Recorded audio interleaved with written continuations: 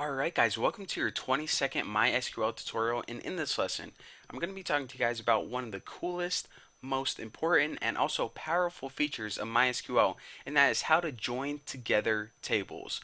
So let's go ahead and take a look at our tables we have so far. We have a customers table, which pretty much all the users of the website, this is their personal information, and also an items table, because remember, our website was kind of like eBay where the user can list an item and other people can bid on it. So check it out. What if our boss comes in and he's like, Bucky, these items, you're doing a pretty good job on these. You have the name of the item, the cost of the item, the number of bids. That's pretty good information. But we also need the seller's information. Whenever you list the item, in a table, you need the seller's name and address and zip code and state. Therefore, whenever anyone is bidding on your item, then they know if they win it where to send the money to, or whenever they win your item, they can expect they know where the item's coming from to calculate shipping cost. So we say, okay, that's going to be a problem. So you're telling me that I have to redesign my entire items table to include the seller's name, address, zip code on each row? Well, check this out. First of all, whenever you have a user that is selling like 20 items, that means that we would have 20 different rows that say the same thing. Bucky Roberts, Bucky Roberts, Bucky Roberts, Bucky Roberts, New York, New York, New York, New York, New York. Okay, so that can get kind of repetitive, and we know that anytime we see repetitive information in MySQL, that means we probably did something wrong. Aside from that, say that I'm a user on this website and I have, like I said, 20 or 30 items listed. Now I'm looking at my address and I accidentally typed North Carolina instead of New York as my state. So does that mean that I'm going to have to go through every item and change my address from New York to North Carolina or vice versa? Well, that can be a pain in the butt too. So what can we do to solve this problem? Because we can't get away from the fact that we need the seller's information on each row. Well, thankfully for you, in MySQL, you can do something called join tables together. And whenever you do this, you create a temporary table that pretty much grabs information from any table that you want it to and makes a temporary table with all the information you want. So let me go ahead and show you guys how to do this real quick. Say our boss says, okay, I won't make you get all this information, but you at least need the customers. And guys, the customer is pretty much like the user. You need the user's ID and the user's name, and you also need the item's name that they're listing and the cost of the item. So for each item, you also need the user's ID and the user's name. And we say, okay, the only problem is some of the information is in our customers table and some of the information is in our items table. So how the heck do we want to do that? Well, check this out.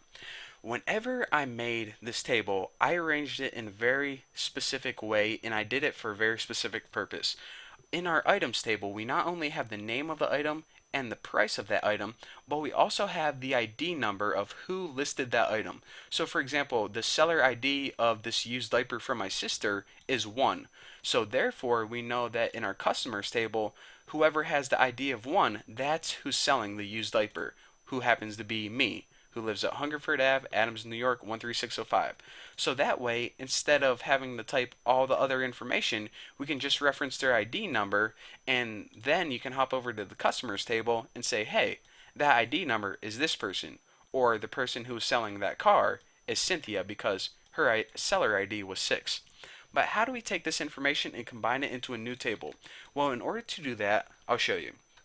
Go ahead and use your select statement just like before, and what you need to do is you need to type the name of the columns that you want to use from each table. But check this out. In customers, we have a column named ID. Okay, that's nice. Why are you telling me this? Well, in items, we also have a column named ID. Okay, so that can get kind of confusing whenever you're typing in MySQL and you say select ID. MySQL is going to look at you and be like, hey, what ID do you want me to select? The customer's ID or the item's ID? In order to do this, we need to use fully qualified names. So remember, customers dot ID means, okay, select the ID column from the customers table. We also want to select the customer's name from the, or excuse me, the name from the customers table, because remember, name exists both in items and customers. So now what we want to do is we want to select two more columns. Our boss said items name and items cost. So now we selected four columns that we want to make up our brand new table that our boss required. So now we add a from and we say, okay, these are the columns. Now what tables is this information coming from? The customers tables and the items tables.